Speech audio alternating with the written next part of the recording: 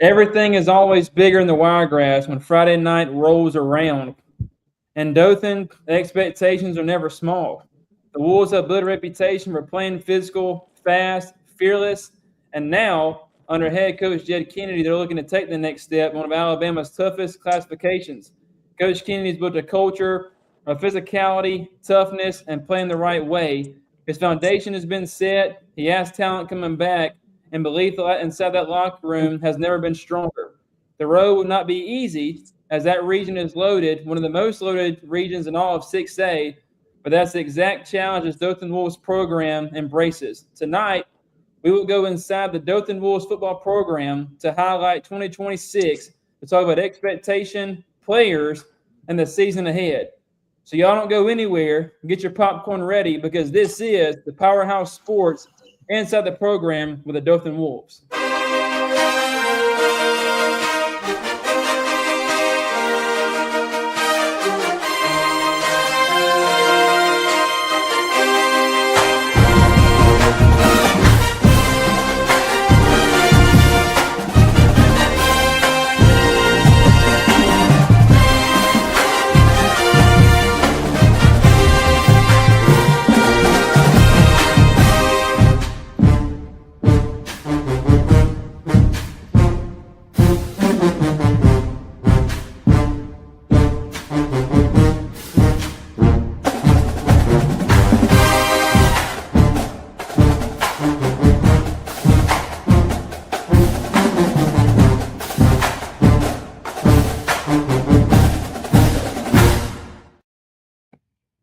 And we are back live on Powerhouse Sports. Myself, Andrew Edwards, alongside, as always, Mr. Wayne Johnson, working remotely. I see he's one of the most dedicated guys I've seen covering high school sports in Alabama. And Mr. Jed Kennedy of the Dothan Wolves. And, Coach, I'm going to go ahead and give you the floor. Kind of talk about your journey. I know we talked backstage a little bit, but talk about your career and your journey to become the head man at Dothan.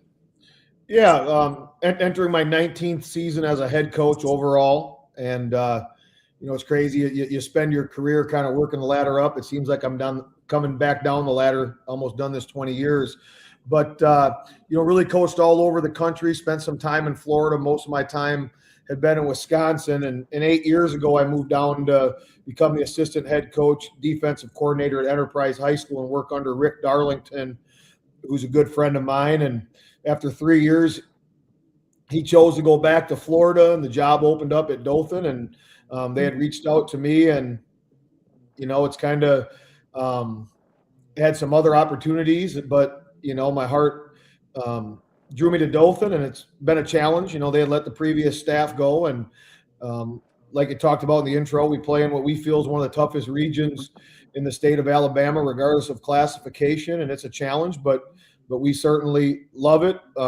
We're excited about what we've been able to build so far at Dothan. We won 27 games in 4 years and had 4 straight winning seasons. That's the first time that's happened since the mid '80s. That's a long time. That's 40 years of football, and be the only team that's had 4 straight winning seasons. With that being said, we certainly haven't reached the peak of what I think we can do there. We just, we're a program. We worry about ourselves. We go to work every day. We do it our way, and we're certainly excited for 2026. And Coach, a lot of coaches figure out a lot about their team when you have that winter camp, spring camp, summer camp, not going to the fall. What's been the biggest jump for you so far as you've seen in your team from winter now heading to fall camp? Well, I think 2 things. Number one, with this being our staff's 5th year at Dothan. Number one, there's been very little turnover on our staff, and our kids, programs are built by consistency. If you look at the great programs in the state, there's just very little change, and kids thrive when there's not change. But I think mine is we have a very talented senior class. It's not a big class by any means by 6A standards. We have 22 seniors. 4 or 5 of those are Division I football players. I think just the big thing is, just the leadership that we've seen. That to me, that's always the exciting thing. In big school football, you're always going to have a lot of turnover in players. that graduate every year just because, football is a senior dominated game. So for me, the exciting thing is just those kids who've stepped up and become leaders. They know this is their time. And Coach, before I throw to Mr. Wayne over there, your region, Auburn, Enterprise, Opelika, Central Phoenix City. You talk about those teams in your region, it's like, dang, it's the SEC East, SEC West, or SEC in general.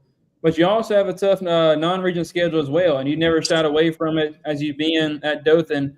So talk about your region, but also how your non-region kind of prepares you for that tough region ahead. Well, I think number one, obviously, it's no secret, Central's been the class of our region. And until someone goes up and knocks them down, that's what it is. And obviously Auburn's a close second. And those two teams have really, and again, I don't think you can't just look. If you go back 7-8 years, those two teams have always been battling for the top two spots. And then, if you look at it, there's 4 other teams that have bounced around. Opelika, Carver's as talented as anybody in the state. Look at the talent that Enterprise had the last couple of years come through there. So it's you better be ready to play every week. If not, you're going to get beat. And, I think the key thing for us is, we won 8 games our first 2 years. We stayed extremely healthy.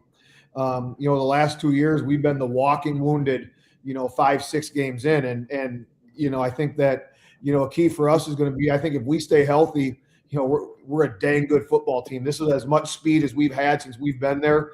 Our skill positions are really, really good and really athletic, but they got to stay healthy. If they're not healthy, they don't do much good standing, next to the trainer and standing by us on the sidelines. And, the last 2 years, our starting quarterbacks played 9 out of 20 games. That's a problem. And, so again, staying healthy is going to be key for us. And I think if we do that, there's we can really match up with anybody on our schedule. Obviously when you get people like, Central Phoenix City, that's a whole nother animal. What's crazy is the last 3 years we've lost to them by 7 2 times.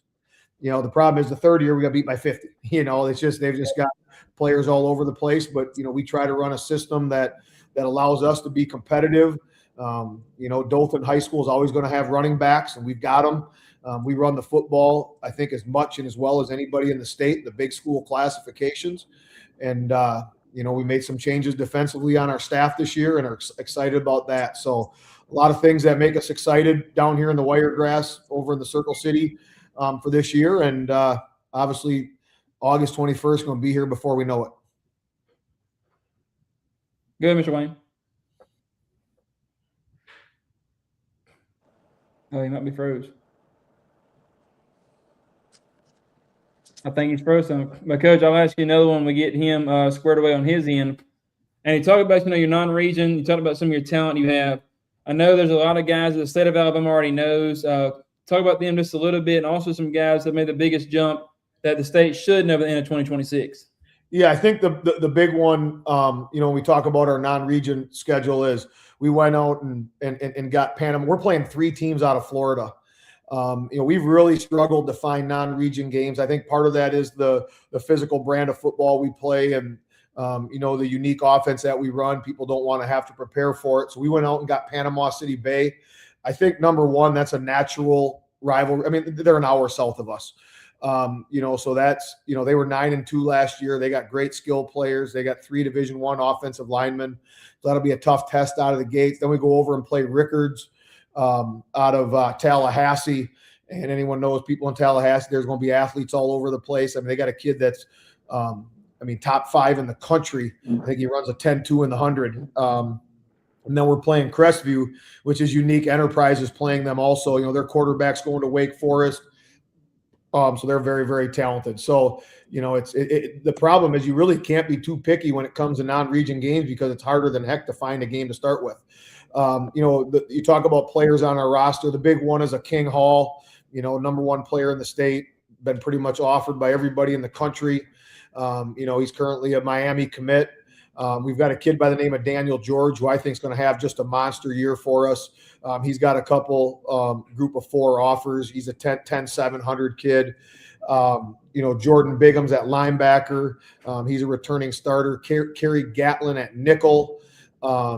Kerry started for us at 3 years. He's actually going to play a little bit of quarterback for us too. I think that, playing 11 games in 2 years without a quarterback, well, we got to do a better job of develop a second one in case something happens. Sirlathian Meadows is a Division I running back. And again, in our system, he's going to carry it 30 times a game. We're excited about him. Don Warren's a 3-year starter on the offensive line. I think if you talk to people that have to play us, we're always going to be pretty good up front. We're going to be really physical and just, I think that, I learned a long time ago in coaching that if you try to do what everybody else does, there's really only two variables. You got to out-coach them, or you got to have better players. If everybody runs a spread and everybody runs a 4-3 defense, I mean, the variables are coaching and players, right? And, so our thing is I want to find a way for us to be unique.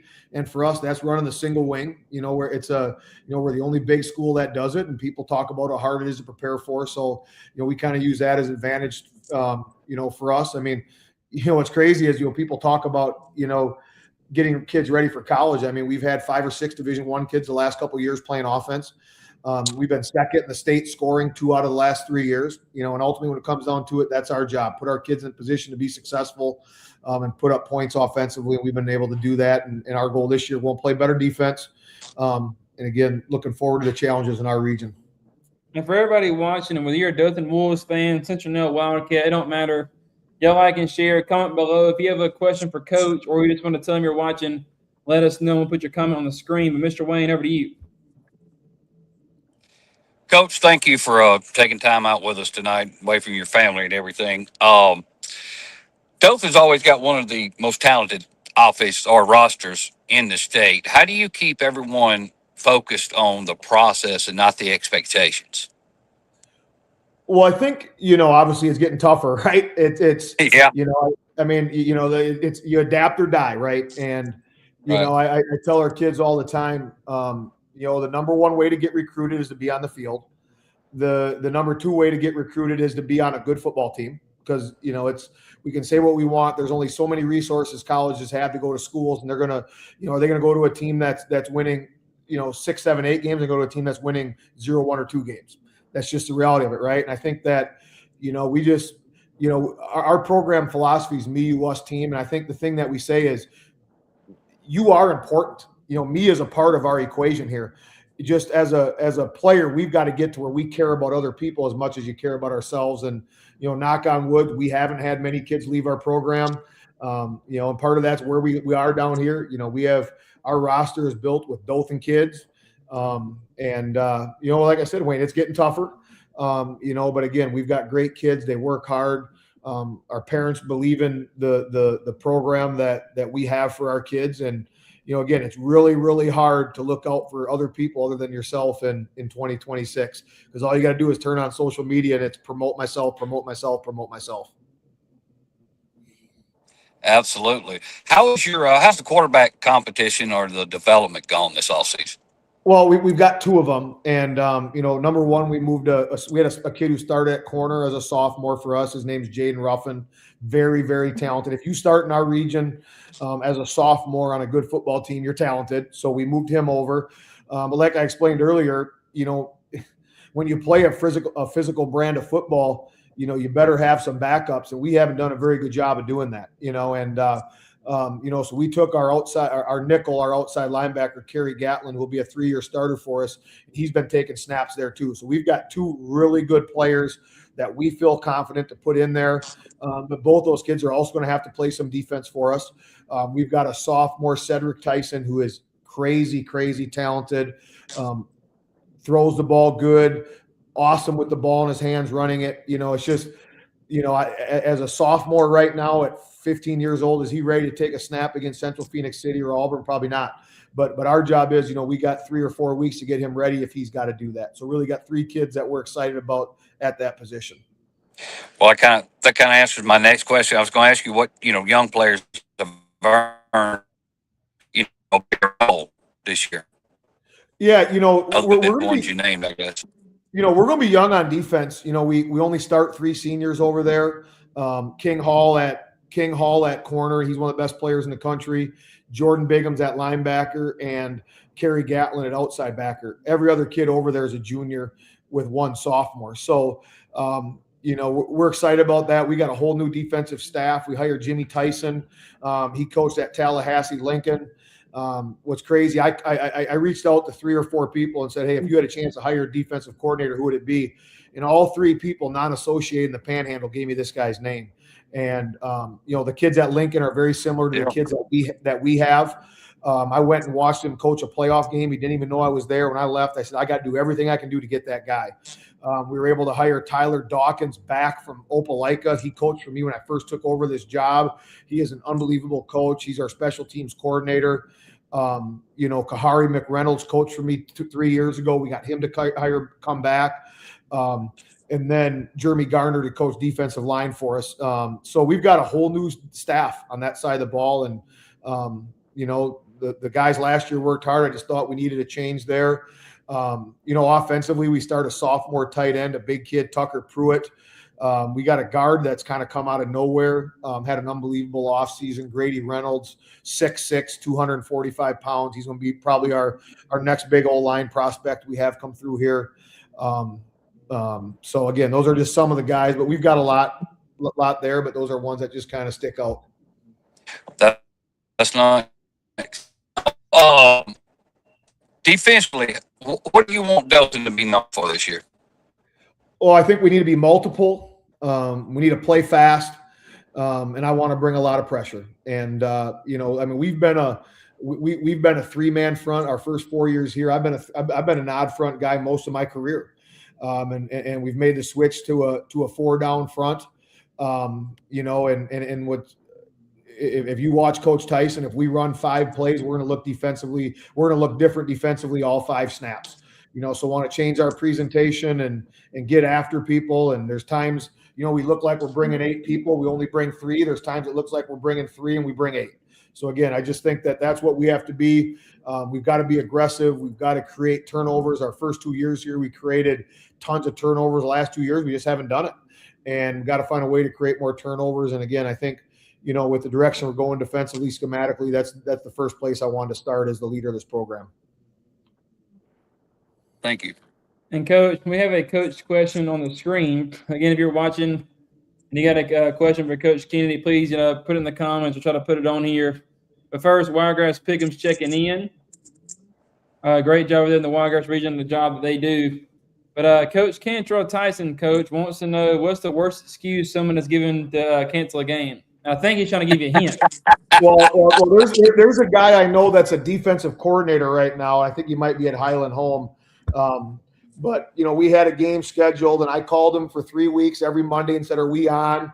And he called me the morning of the game and said, we're going to have to cancel the game because our field is underwater, and I don't think it had rained for 3.5 weeks. And then he tried to blame that somebody left the sprinkler on. So I said, why didn't we shut it off? So, but that was, his name is Cantrell Tyson is the guy. And I think that he actually turned the water on himself. No, I'm glad that he's back on the coaching side of it instead of the athletic director side. Cantrell's a great guy, extremely hard worker. He's a great promoter of football, and he's going to do great up there. I do know this, though. If I schedule him for a lower level game, I'm going to make sure I got a backup plan because the sprinkler system might come on out of nowhere. So, no, that's right. He said that scared money don't make no money, Coach.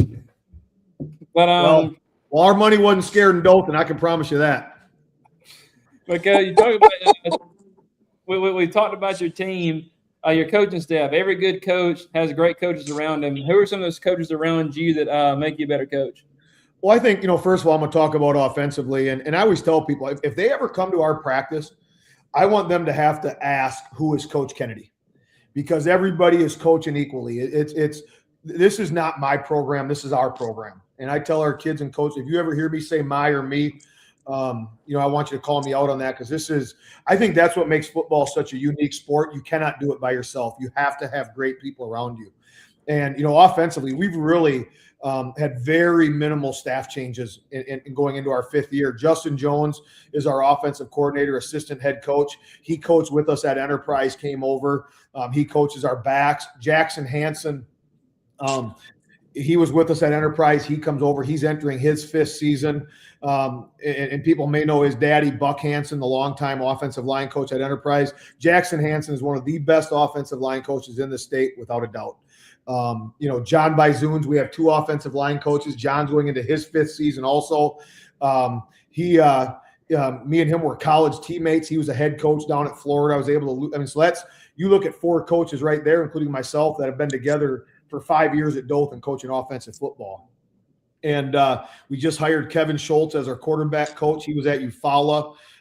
He's a 25-plus year veteran. And then we actually had a huge hire for us last week, Josh McCray, the running back who played at Illinois and Georgia. He played for us when we were at Enterprise.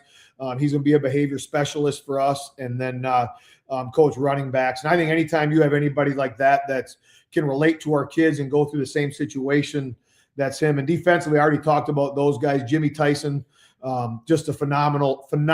He's a ball coach. To me, there is no better compliment you can get as a football coach than when someone calls you a ball coach. And Jimmy Tyson's a ball coach. It was funny. We got talking the other day, and he said, "Coach, I don't ever want to be a head coach again. I want to coach football, and I want to run defense." So him and Tyler Dawkins, our secondary coach, coached with me before. Kahari McReynolds coached with me before. Wife got a job in Montgomery, just moved back. And then Jeremy Garner's our defensive line coach. But you even talk about our freshman staff. All 5 of our freshman coaches have been with us now for 5 years. So we're getting to the point where parents know what to expect. Our kids know what to expect. It's not – if you look at programs that continually struggle, they change coaches every 2-3 years. So someone comes in and says, this is the new stuff we're doing. And then after 2 years, well, this is the new stuff we're doing. And after 2 years, and it's like you can't get a rhythm inside of your program. So I think that, now these kids were 7th graders that are seniors when we came in, so they know our way, they know what we're doing. And that's why we're so excited about what we've built here. But again, without being said, we're excited, but not satisfied. And Coach, we know the coach speak of, one game at a time. You're excited for all 10 games. We know there's at least one game on the schedule that as a coach you have to be excited about. Is there what game is that on your schedule? Well, I'd be an idiot if I didn't say Enterprise, right? It's just so unique that, we're two monster schools. We're both in the top 6 or 7 in the state enrollment wise. And we're 30 minutes away from each other. And the next closest school size wise to us is an hour and 45 minutes away in Montgomery. So it's just, our kids are used to traveling. It's I think the fact that I used to coach over there and that we have assistants that played over there and coached there that now coach for us has only intensified for us. It's been some crazy battles now. What's crazy, the last 4 years, the road team has won, every game. The middle, 3 years ago was a 7-point game. They won. 2 years ago was a 7-point game. We won. Last year we were able to obviously have a pretty convincing victory over at their place. I know Wiregrass Picks is on here. They pick Enterprise to win every time. That's good. Keep on doing that. We don't care. God. We just do what we do, and certainly excited about what we have. And like I said, people have been rooting against our kids for a long time, and we don't worry about other people. We don't worry about other teams, not in a disrespectful way. Our job is we worry about ourselves. We coach up our kids. Our kids don't miss. They work hard. They play hard, and we'll line up. And you know what? Sometimes it's good enough. Sometimes it's not. But I promise you, there's nobody that plays harder than our kids weekly and week in and week out. And again, I'm just humbled, honored to be the head coach there, and excited to put that helmet on for the 26th season. And we know our kids are excited. And Coach, we got one word for what you just said, and that is always standing on business. And that's what we're about over here. We don't shy away from nothing. And Coach, some fun questions for you, kind of some rapid fire questions before we start closing it up. So out of all the games on your schedule, I know some games are at home this year, whatever the case may be, but what is the toughest road environment you think is on your schedule? Well, I think going up to Auburn's a hard place to play. And just a quick stat on that. We lost to them in double overtime 3 years ago at home. Yep. This year, we were up at half. We were up going into the fourth quarter. They came back and beat us this year.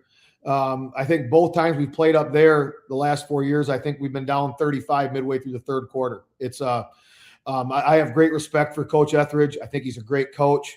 I think they're extremely well coached. I think they run a lot of schemes. They're defensively, Coach Goolsby does a great job. And then you throw on top of it, their community gets behind them. You'll go out for warm-ups and there'll be 2,000 students there at 6 o'clock while you're warming up. So I think, again, we, in our region, there's a lot of hard places to play. When we play Enterprise, there'll be 8,000-9,000 people there. I remember, you play at Carver. Those people come. It's just, Central Phoenix City. We played them at homecoming this year.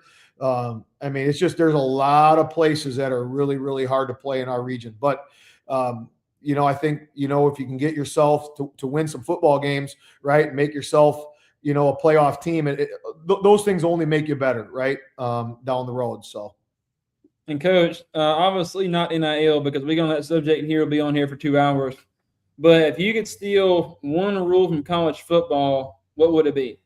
I wish we could cut on the perimeter with blocking. I think that, it's, if I don't know, I just think that I wish we could cut on the perimeter. They can do it down in Texas.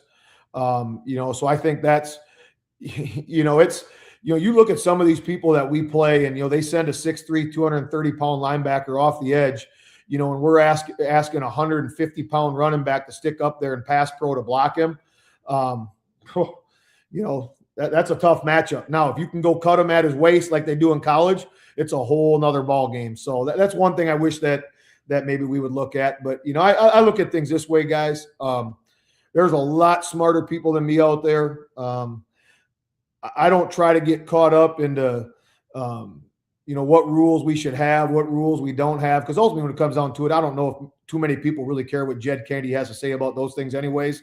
And I look at it this way: every minute that I spend worrying about things that I can't control is a minute that I spend not worrying about making Dothan football the best that we can. And I think sometimes that happens to people.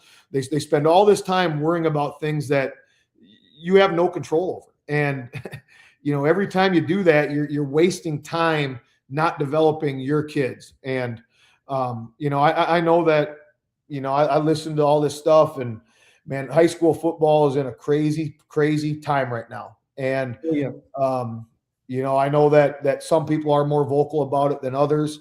We've talked about the task force. That people talk about that. They talk about suspensions. They talk about this, and I think, I try to have the same message to all those people. If you don't break the rules, you don't have anything to worry about. It's that simple. And if you lay down to bed at night and you feel good about those, that's all I can control. I think that. And I would love to, just spend 2 or 3 minutes. People have talked about the task force. I think there's been a lot of misconception about that, and I'm going to tell you why. I'm on it. People don't know that. And here's what's crazy about it. They've had 3 meetings. I've been to 2 of them. I have never once heard an individual school talked about at those meetings. It's been, and I think the thing that's been most disappointing is like people act like it was a secret society to be on it. An email was sent to every high school in the state of Alabama and said, if you have somebody that you would like from your school to be on the task force, to send them in. I know that for a fact because I saw the email. And the reason I'm on it was my athletic director said, Jed, I would like for you to be on it. And I had a coach call me say, hey, coach, you're on the task force. Like, are you coming out to look at schools? I said, dude, no one's ever called me about a school. No one's ever told me about a school. I'm trying to coach Dothan football. So I think that, I think the reason the task force, the way it was explained to me when I was on it was we have rules that haven't been changed in 50 years. Times are changing. I'm not one of these people thinks that we're not going to have transfers. It's 2026, guys. It's 2026. Kids have more resources than they've ever had. Parents have access to more information than they've ever had. And again, you adapt or die, right? And I think that the whole thing started with what are issues we have in the state. Birmingham has different issues than we have in the Wiregrass. The Wiregrass has different issues than they have in Mobile. Mobile has different issues than they have in Huntsville. And it's about getting people together to talk about those issues. And I think that it kind of took its own narrative when certain people had opinions about it. And again, I haven't been to a meeting in a year. There hasn't been one. It was I will say to this, and I swear it on my kids, not one school was ever talked about individually inside of those meetings. It was more about issues that were happening, and not that issues happen, but what is fixes for issues throughout the state. And I think that, that's kind of my 2-minute, I don't want to say spiel on it. But again, I think that the task force is done with good intentions.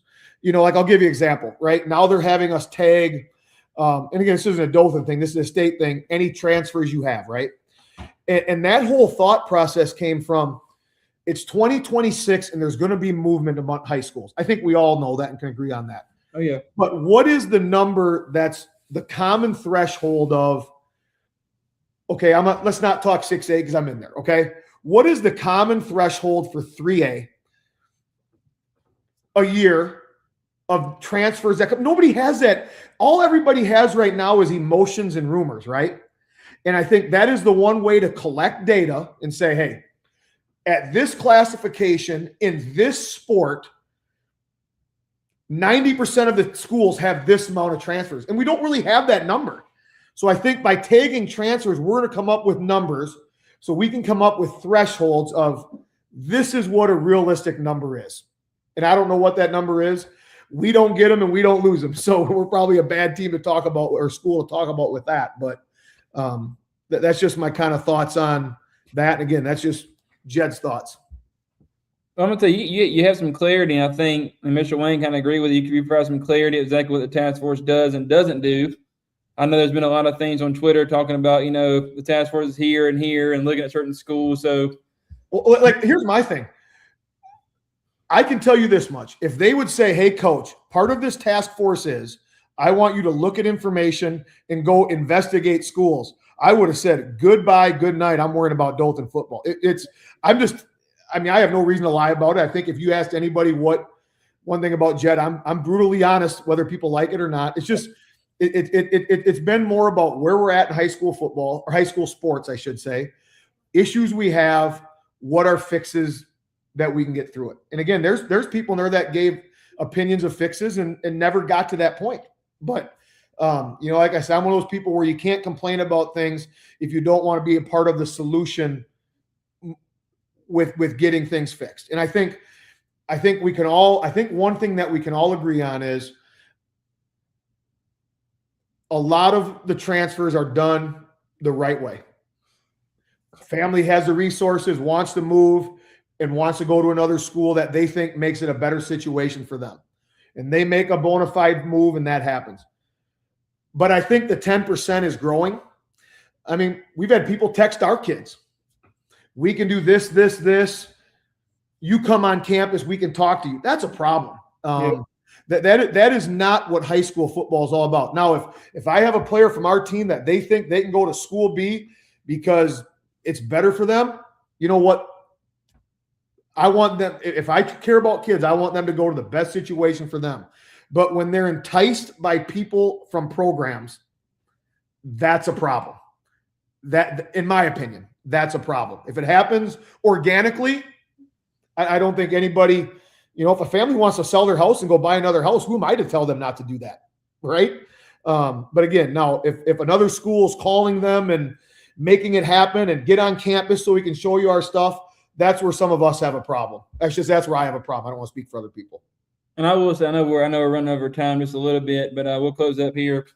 But Coach, I agree with you on that aspect, because there's a lot of people out there that claim like us. They can tell you, hey, Coach, my media. They get inside of your program, and then they're secretly behind closed doors telling your kid, hey, you need to go to school B. Go to school B. Hey, I can get you here. And then it turns out, oh, this media outlet came to my school, and now people like us get a bad rap because we're trying to entice my kids to go elsewhere. But then I see it from a different perspective too. Option B over here, some coaches are like, oh, my kid got stolen, whatever. Okay, well, are you on Twitter? Are you promoting your kids? Are you doing things that way? So if you're not doing that, you're giving kids a reason to leave. But the people that are doing it the wrong way is also a problem. So number one, you got to figure out how to promote your kids. But number two, you got to make sure you know who you're letting in your walls. Because I've heard a lot of stories recently, and coaches, the coaches I talk to on a daily basis, I told me, hey, do you know so-and-so? Yeah, I heard of him. Why? Well, he's recruiting my kids to go to this school. Well, what the heck? Like, it's insane that you have, for example, you have kids from Louisiana all of a sudden end up in Alabama. How's that happen? They just don't look at Alabama and say, hey, let's move across, 2 states and come to Alabama and play football. Because Louisiana is one of the top, football states in the whole entire country. So to me, it don't make sense. I think the state needs to look at that. Me and Wayne have talked about it tremendously. I can get, if you're moving to a school, maybe 2 hours away, your dad's working at the mill now, or, across the county line or whatever.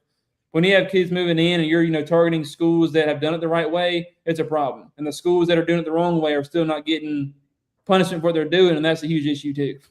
Well, I think one thing everybody will agree on is football is the greatest game in the world. And I think that high school football is the greatest game, and it's special. There's nothing like Friday nights. I get the hair on the back of my neck just stood up when I said that. I got into coaching because I wanted to impact kids and have the experience that I was able to have through the great game. And things are changing. And like I said, we say adapt or die, right? And like I tell everybody, if you lay down at night and you know that you're doing it the right way, you have no one else you have to answer to. And again, I know we've got some people say, well, we got people that's, like I said, every state in America has got a governing body that governs us. But guys, I appreciate what you guys do. I know you're not getting rich doing this. It's about promoting kids. It's about promoting football. I want to say that you're always welcome at our program. You're always welcome to, I'd love to be on anytime you need me. And again, I appreciate you. Our kids appreciate you. And it's going to be a great year for the Wolves. And we're going to keep plugging it one day at a time. I always tell our kids, tomorrow's not a guarantee. We're just going to knock the day out of the park. And if we swing and miss, we'll get back in that batter's box and we're going to take another swing at it tomorrow. And I think if you live life that way, you're going to have a lot more good days than you do bad days. Absolutely. Mr. Wayne, you got anything else for Coach? No, I was going to say thank you again for coming on, Coach, and appreciate you shedding a little light on the task force, because that's kind of a little subject with me there. So yeah. Well, and I will tell you that I think that and again, guys, I'm at the low end of people that matter. I'm just telling you, I'm down here.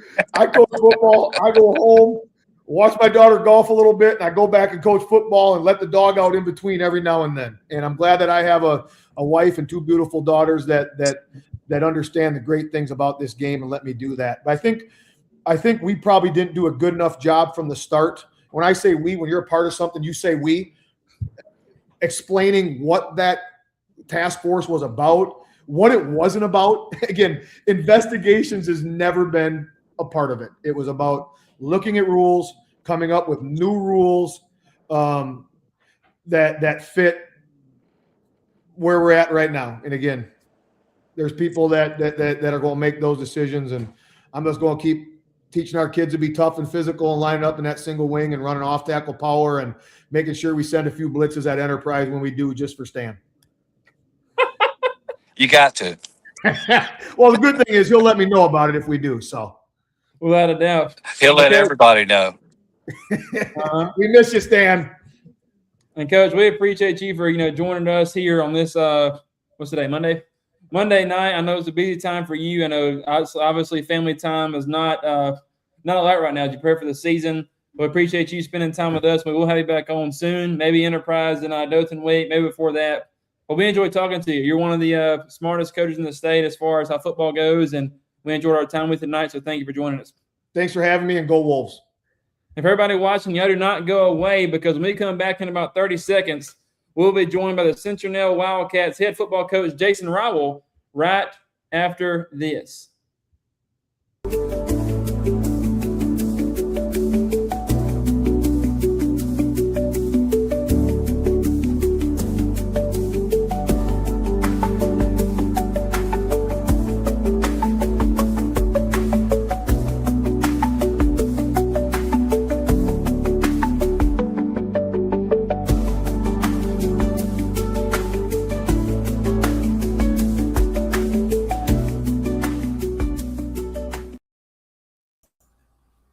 ladies and gentlemen, for everybody watching us, thank y'all for tuning in to Powerhouse Sports Inside the Program.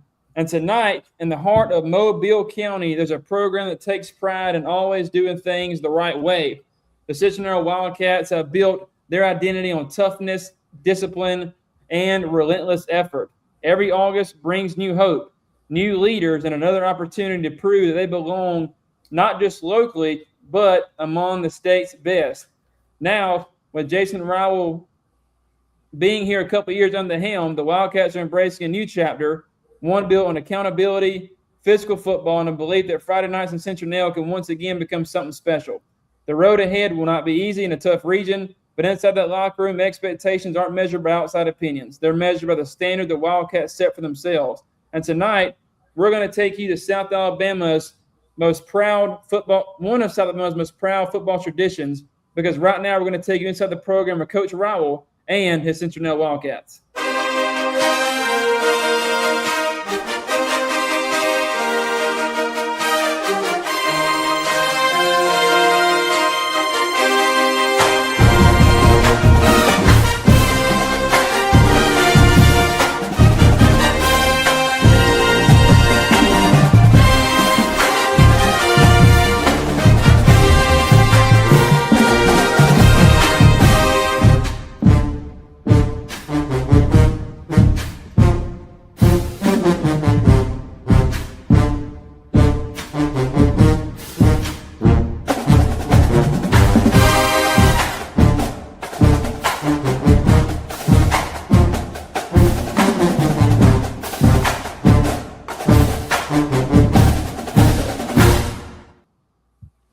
And we are back here on Powerhouse Sports Network with the man in charge of the Citronelle Wildcats, my Lord, Jason Rowell. And Coach, thank you for joining us tonight.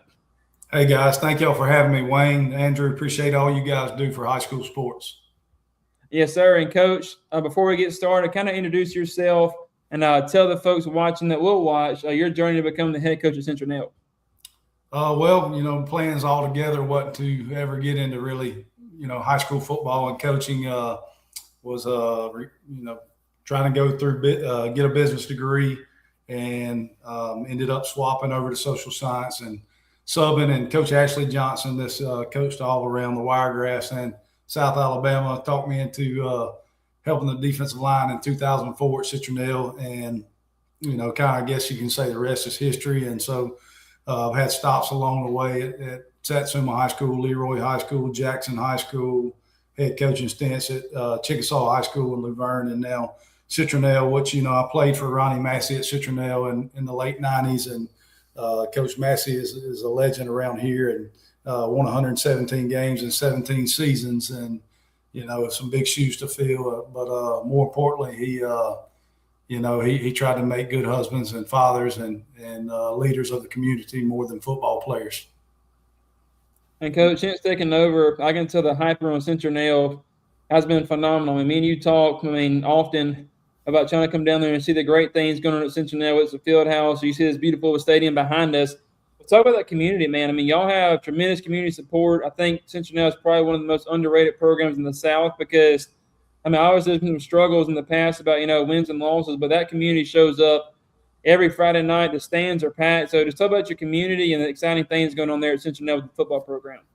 Yeah, and I think it goes back to what Coach Kennedy talked about, and is just having continuity and that consistency of coaching staff. And, going into year 4, most of our coaches, have been on board with us for all 4 years. Now we've had a change or two there, as everybody does. We just hired Greg Krager as our offense coordinator. He's doing a fantastic job. And, of course, Greg's been all over state, Thompson, Benjamin Russell, Spanish Fort. But the community, I can't say enough about them. You guys know it. Some of the hardest places you can go is home. And because really the expectations and the pressure that you put on yourself, not to let the people let the people down that hadn't let you down. But our fans are fantastic. And, I don't think in, the last 33 ball games we've played here, I don't think that we've went to a game where we hadn't had more fans than even, the home side. Our fans travel well. They always fill it up and create an exciting atmosphere. And, I think that War Memorial Stadium at Gatlin Field in Citronelle is one of the best Friday night atmospheres I've ever been a part of.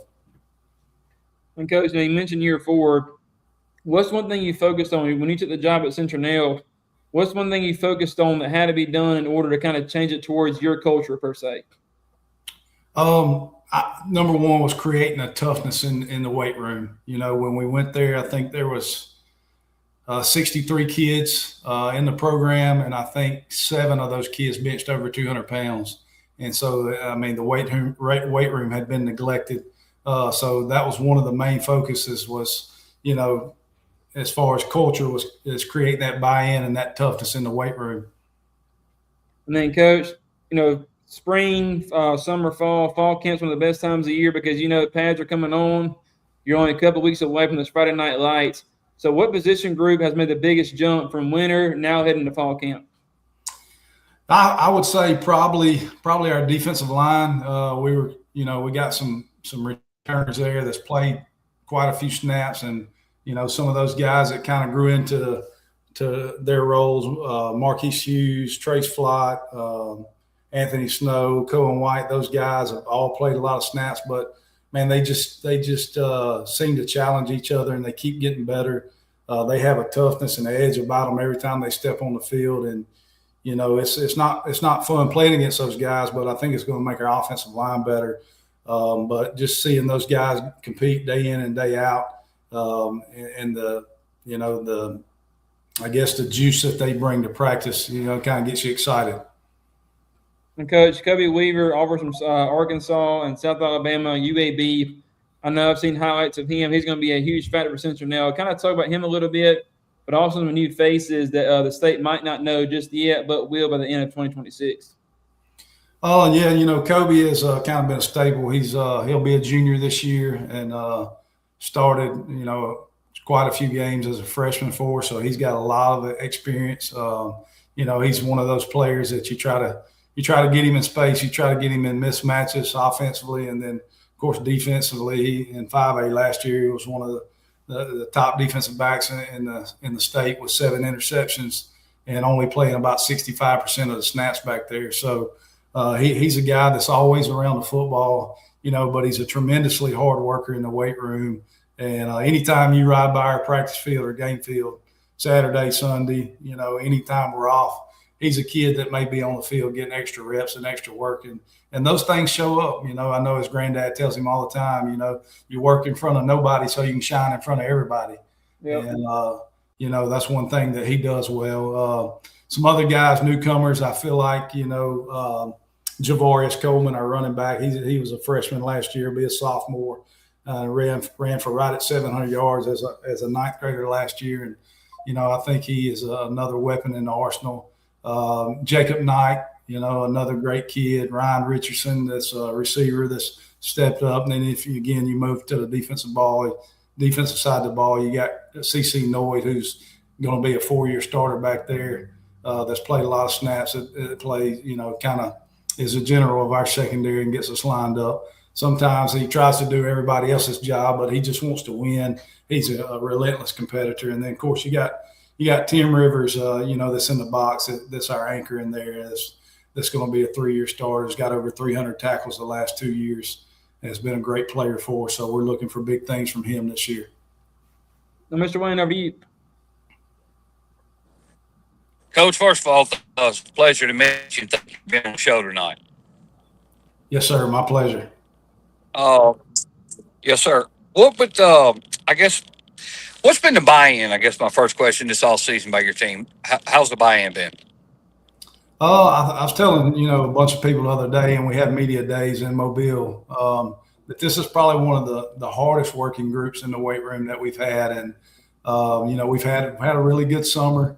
Everybody knows that we've had some questions at quarterback. So, a couple of guys, Tylen Johnston and Walker Lynch, kind of vying for that spot. And so just the relentlessness to work together, to show up each and every day for each other. And, 7-on-7 is T-shirt football, as I like to call it. I'm kind of glad that's over. We've had a great summer with T-shirt football, but going against each other 11 on 11, and these guys getting after each other, and I tell our offensive linemen you're kind of at a disadvantage, especially when some of those old fat boys take their shirts off and it's sweaty, and you're trying to block them in the trenches. And I think at this point, our guys are just ready to get the pads on and get to work. That's great. If somebody watched a practice this week, what would they immediately notice about your football team? Well, I think they would notice that we've got some smart guys on defense. Those guys have all been playing together a lot. We got 9 starters back on defense from last year's team, and those guys fly around now. Offensively, we got some growth that we need to happen and happen quick. But those guys are young over there, so at that point, as a coach, you hope those defensive guys give your offensive team time to grow up. Well, absolutely. Well, looking back from last season to this season, what lesson do you feel like you guys could take over and learn from this year? I think, for me, is just, putting guys in the right spots and allowing them to be successful. Our coaches do a great job of that. And just one thing for us that we've learned over the past year and the last really 3 years is, we're still, as a program, learning how to finish. I guess, for the first time in 20 plus years, we've won 20 or more games at Citronelle High School. But, to me, one of the things that we've got to get better at is if we got to finish, you go 2 years ago, we lose to Williamson in double overtime. And then my first year here, we lost to Viger in double overtime. The next year, it's 14-8 with 11 minutes to go. And then last year, we losing we're ahead late in the game with about 6 minutes to go and end up losing that game. So, our team, they know they can play with anybody, and they have that toughness and grit about them. But we've got to learn how to take that toughness and grit and learn how to finish 48 minutes of football.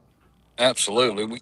During camp, every team, I guess you'd say, gets a personality every year. What do you think the personality of your team is this year? Well, we got a small senior class. When I say that, it's 19 seniors, but really only about 8 of them start. But just the personality of this team is they're tough, they're gritty, they want to win. There's a hunger inside the locker room. I don't think first year we're 6-4, last year the year before we're 9-3, and then we follow that up with a 5-6 campaign. I think there's some sour taste in some of our guys' mouth, and so they're ready for the season to start. And we talked about it today, man. We went to work in November, and you've worked 10 months really to play guaranteed 10 football games, and so you better be hungry. You better want to play, because you don't get many opportunities, on Friday nights, and they're going like that. And Coach, you open up the season, kind of digging into 2026. You open up a season where a game that people have circled because they think it might be one of the best week 0 games to go to as far as atmosphere. You mentioned your crowd travels. You know how good the Jackson fans are on football Friday nights. But Coach, talk about what under the schedule in Jackson. They're back-to-back state champions, but open up the season with Jackson. How important is that for your team? Yeah, I know it's one of the things that Coach Flo, before he left and went to Central, that we talked about for a couple of years. And, of course, Jackson and Citronelle's played, I think, 57 or 58 times, in the history. So it's kind of been a rivalry game. And growing up, I've played against them, and they were in our area before we went to regions. But, that game is on the schedule for a reason. To me, as a player that's going through spring and summer, those are the kind of games you want to play in, and that gives you something to look forward to. And, we want to go up there and have a good showing, play good football, and, see where the chips fall when the night's over with. So I think that's one that, our coaches and our kids are excited about. Obviously, Jackson's got a proud tradition, great program. I spent several years there with Coach Powell as a defense coordinator, and, they always have good players, but they've just had an exceptional run of players over the past, 8 or 9 years. And then, Coach, you got Jackson, Washington County. You go on the road to Viger, and then Williamson's not too far behind that. Just talk about your region. I mean, I was from Viger and Williamson. People talk about Viger and Williamson nonstop. Those two played last year for a chance to go to state. But what is one thing that people should not overlook about your Citronelle football team? I think one thing that we're going to do is, and we pride ourselves on being a disciplined and hard nosed football team. And that's one thing that we've stressed is when the games are tight, when the moments get too big, can you focus and can you play in that moment and just be in that moment? And that's one thing that I challenge our kids to be this year is be disciplined, be in the moment, play that play. And, I think you'll see a lot of success out of our football team. Coach, I've only talked to you, I think it was twice when we had to actually, go face-to-face. You always been one of those laid-back coaches. And I need to get one of your players on here to see if you ever, crack a motion or something because you're just laid back. I know it'd be fun to play for. I mean, I think I saw you when you were at Laverne. I went to one of the games over there, and I could see you get fired up a little bit. So maybe we'll be lucky enough later in the season to get you fired up on here a little bit, have some players on. But, Coach, kind of some fun-type questions for you. On your schedule, whether it's, I know some of them are away, but imagine if all of them are away. What team has the toughest road atmosphere to play? Obviously, I would say, Jackson has a different road atmosphere. Legion Field being in the middle of the neighborhood there is kind of it's a unique setup and a fun place to play. And, I think, that's one of the things that, we circled this game for. If we're going to play in 4A Region 1, which is the old 5A Region 1, that game kind of gets you ready for the Vigers, the Williamsons, the BC Rains, and, those teams. I know that, Viger, they always have a great home crowd, and, the band never stops playing. So you better be able to go no cadence or, everything with signals. But, those are a couple of good places to play that we've played. And, you look forward to that. You look forward to those atmospheres. And, I know our kids have those circled as well. And, Coach, I just realized that game was at Jackson week 0. My God, my mind's over here spinning. I thought for some reason for the longest time I thought it was at Citronelle, but now it's kind of like, shoot. No, you're probably right in that. I think we at first it was at home, when it first came out, and then they had some scheduling conflicts and things of that nature that came up, so we ended up moving that one there. And so it'll be a good test for our guys in a tough atmosphere. So we're excited about going up there and playing Jackson. Well, that's good to know. Now I got to start thinking about that. Wayne's probably looking at me like, "Don't you even do it?" But Coach, you talk about coaching. You talk about coaching with Danny Powell, and you've had a lot of great mentors. But what would you say? The one coach you probably learned the most from has kind of been the biggest mentor for you as far as a learning standpoint for you. I did 2 different stints with Coach Powell, and at Leroy and Jackson. I think I spent almost 7, 8 years with Coach Powell. And, Coach Powell was really cool, calm, and collect until he didn't have to be. Yeah. And, I've took a few butt chewings. And one of the things I learned from Coach Powell is, he'd probably tell you the story. It's 2015, and we're playing St. Paul's and taking mine. I'm first-year coordinator at Jackson, not my first-year coordinator, but first year's coordinator at Jackson. And Jackson never beat St. Paul's. And so I tell this story to our coaches all the time because, it's probably the worst cuss and tail chewing I've ever taken. But we're up. I think it's I want to say it's like 16-9 right at halftime, and we get a stop, block a field goal attempt, get the football back. There's like 2.5 minutes to go, and Coach Powell throws it 3 times. And of course, I come down the sideline like, "Coach, what are you doing? Run the football, get us out of here." And we ended up having to get a stop inside our own 30. They attempted a field goal and missed it. But Coach Powell let me know real quick, when I became a head coach, I would make the decisions. And, and I won't say the few choice words he used, but what I will say about Coach Powell, he called me in his office that night and coach and said, "Coach, you're probably right. I should have ran the football and ran the clock out right there." But he ended that with, "Don't ever tell me how to coach." And but he was a great guy to coach for. Learned a lot of lessons from Coach Powell.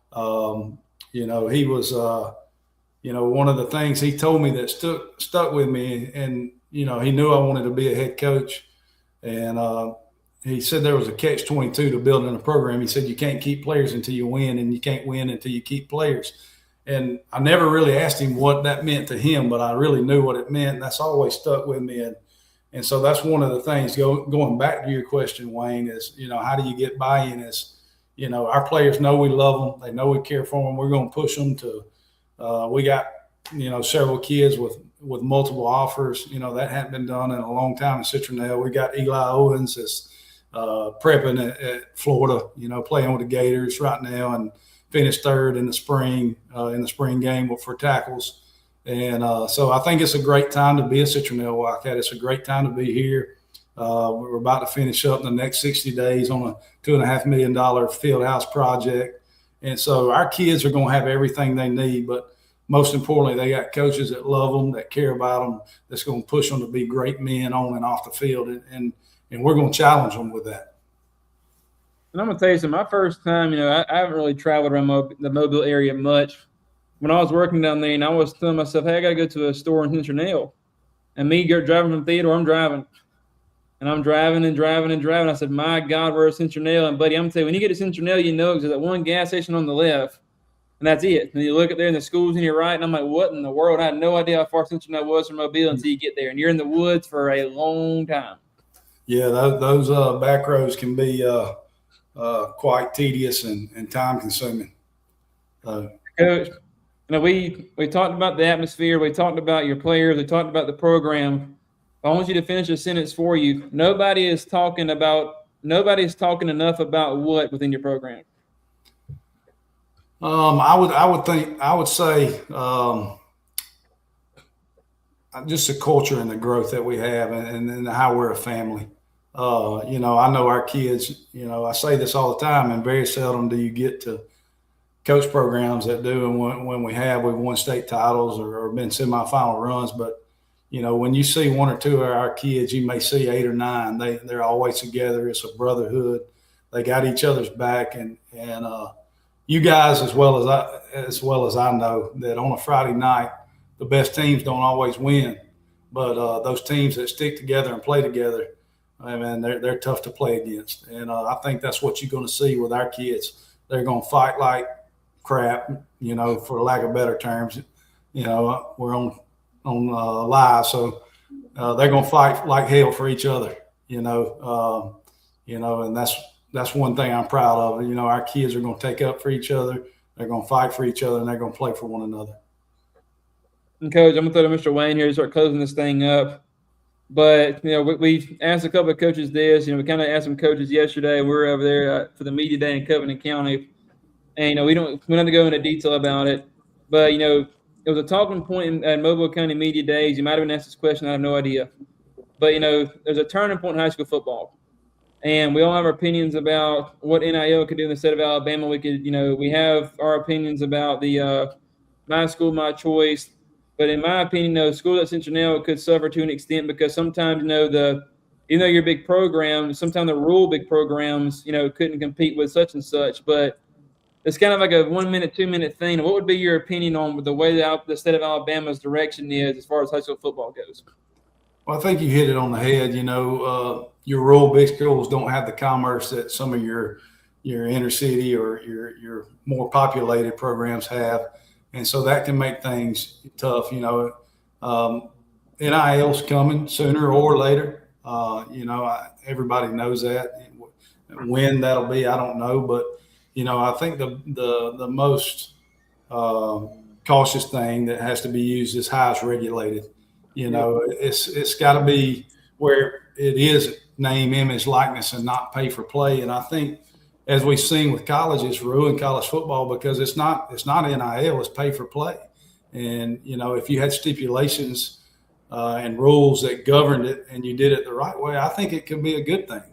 But I think it needs to be, governed a certain way. And I'm just an old dumb guy from Citronelle. What do I know? But, at the end of the day, if it's governed the right way, and I can't say, what those rules, what those regulations are, and what those laws need to be, but somebody in a room that's smarter than me can sit down and figure that out and say, how can we use this for good and not use it just for pay for play? Because you see that all over our state. You're seeing it in our region right now. And, kids, you mentioned earlier, kids transferring from out of state 2 and 3 states over.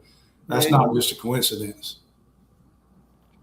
And I'll tell you this, and Mr. Brown, I'll throw it over to you. I'm sorry. No, I'll give my 2 cents a little bit because I think a lot of people get misconstrued because when you ask this question, some people take it the wrong way of, oh, well, you're just trying to badmouth whatever. No, I mean, I think kids, like some people said before, they're entertainers. And in college, I thought it would be a good idea because we thought, they're getting paid to be on a video game or in a video game and getting paid for autographs. But now you're turning millions of dollars just because, oh, well, we're going to pay them to come to our school. And in high school, if you do that, I mean, I thought about people earlier, like people like Leroy and Clark County and Monroe County, Hillcrest, Evergreen, Escambia County, and Atmore, all these small schools. I mean, they wouldn't be able to compete with that. You'd be gutting their programs left and right, and they'd be left with nothing. That's not what you want. And we're not for certain kids not getting money, but you got to figure out a way, like, if it's a cap on it or if you regulate how many times they can transfer, like college, how many transfers you can do in 4 years, that'd be great. And kids should, be getting paid for, what they do because they're entertaining everybody and such. But I'll leave it at that because like I told Coach Skinner, will be on here for 2 more hours. And Coach, I know you got a life to live, but Wayne, over to you. Yeah. I'm in that dumb category with you too, Coach. I understand there's a lot more smarter people that need to figure these problems out than me. But I guess I just want to ask you one last question here. If somebody's never been to a game before in Citronelle, Alabama, and they come there, what do you want them leaving knowing or feeling? Well, hopefully they feel like they've just attended a game at one of the best high school atmospheres. I don't know if you right behind the home side over there, press box side, there's a row of several 100-year oak trees, and usually there's smoke boiling up from those oaks, and people are tailgating along the street before the game, and there may be a DJ in the north end zone playing music, and I think people just come out, and have a good time. The town truly does shut down, and and I want them to leave knowing that we put a good product on the field as well. It's something that this community can be proud of, and any bystander or fan or stranger can come say, hey, they're doing things right at Citronelle High School. Yeah. Right. Well, thank you again for your time, Coach, and for your family for allowing you to be on with us tonight. Well, I appreciate what you guys do for high school sports. I've followed Powerhouse sports and kind of seen Andrew grow this thing from the ground up, and proud of what he's doing and proud of what y'all are doing for our state and helping to promote kids. And I tell you, Coach, it's never going to be about me. Like I told Wayne before, I said, hopefully it's no time soon. But, when I pass away one day, I mean, hopefully this thing is, taken over. Somebody's been helping me and they run because, the brand's bigger than anybody that's on this thing. And that's what I've told people since day one. I mean, it's all like people like you make it special by allowing us to come to your program and spotlight your kids. Without kids and coaches, there'd be nothing like us. We appreciate you for coming on with us. And, Coach, the last 2 questions for you. Number one, what would it mean to this Citronelle community to have a successful year, whether it's making the playoffs, making the third round of the playoffs, whatever the case may be, what would it mean to this community to have one of those type seasons? I think it's always, special when you have a great year, and hopefully those are coming more often. I think our guys are understanding what it takes to be successful. And it's not just show up and lift weights and practice. It's the mental side of it. It's the physical side of it, whether you're preparing your body to, get enough sleep at night or eat the right things or the diet that you're partaking in. But, just from a community standpoint, I think it's special. They rally behind us. They're there, when we have tough years, but, they're really behind us when we have great years. And it's just something to look forward to. I have to give a shout out to our 8U team that finished in the state championship, and our 11U team is going to the Kyle Ripken World Series. And so sports matters in our town. I always say it's the front porch of your school and your community, and so it's it's just good to see our stands full. I know our players appreciate it. I know they get excited. if we do happen to lose a game, they felt like they've let the community down. So they do care. They do want to make our fan base proud and do product on the field that our fan base can be proud of. And Coach, last question for you. I was trying to pull up the numbers from 3 platforms. So roughly we have about 290 between 3 platforms, and probably more than that is tuned on and will tune on at the very end of this thing. And Coach, your message to the 2026, your message to your fan base for the 2026 season, and you also approaching fall camp and into the first game of the season. We're excited about the season. We want our fan base to go to Jackson week 1 and fill the stands up, and we want to go put a good product on the field and play well. And just support us all year long. I know these kids, it means a ton to them to look behind them and see the stands full, and the love and support that they feel is most important, because it's about our kids at the end of the day, and they've been busting their tails day in and day out since last November, not just this summer, but to make sure that we put a product on the field that they can be happy with. And Coach, like Mr. Johnson said, we appreciate you for jumping on with us tonight. I know it's a busy time of year for you. I know family time is important as y'all start approaching the season, where it seems like you're always going, because we appreciate you for spending time with us in Powerhouse Sports to give exposure to your program. And Coach, whether it's week 0 or sometime down the line, we'll come see you and hopefully sit in your field house you got building too, because there's a lot of special things happening down there, and we're excited for you. Yes, sir, man. I appreciate you guys. And again, thank y'all for this show and the support you show these student athletes in the state of Alabama. Y'all have a great night. Go Wildcats. You too, Coach. Yes, thank you. And as always, I'm Andrew Etheridge. That is Mr. Wayne Johnson. That was Coach Jason Rowell of your Citronelle Wildcats. And we thank Jed Kennedy of the Dothan Wolves for joining us early on as well in the show. Make sure you like and share. Y'all like Powerhouse Sports. Share our page, all your family and friends. We have a lot of exciting things coming up for this season, as well as a big giveaway opportunity, not just for programs, but for some fans as well. So y'all stay tuned for that. But until then, y'all have a blessed week, and we will see y'all very soon on the next Powerhouse Sports Inside the Program. Thank you.